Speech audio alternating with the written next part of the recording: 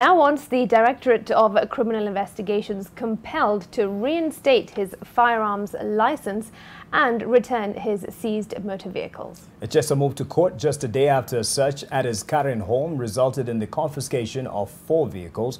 Brenda Wanga traces the beginning of the end for Echesa.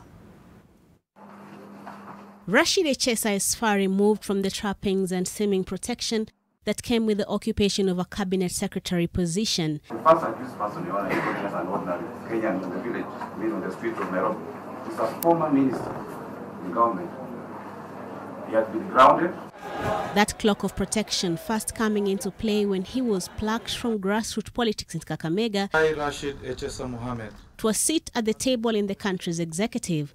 The first hurdle for the village boy, as Echesa once described himself, was to explain away his academic credentials. I found it difficult because my mom and my father were really struggling for the ends to meet, and they were even unable to pay school fees for my siblings, Mr. Speaker, and myself. But perhaps the biggest one for the appointee then was accusations leveled against him by one Esther Kabura. We received one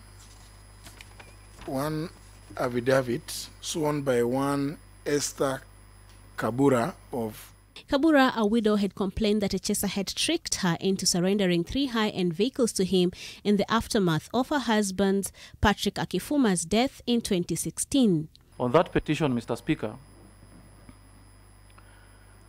I was only a witness to the sale agreement, Mr. Speaker. However, in a letter sent to Parliament on the 5th of February 2018, and one that helped clear the then appointee, the DCI said, and I quote, "Investigations were commenced with the view of establishing the truth. It was established that indeed the said motor vehicles were given to Rachid Mohammed following a disagreement between the complainant and the family of her late husband, who wanted to deprive her of their properties, which included the motor vehicles.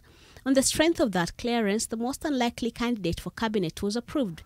But that endorsement from the DCI has come back to bite Echesa, now fallen out of favor with the powers that be." Are you under arrest? I'm not under arrest. This is all politics. This matter was there in 2016, even when I was being vetted.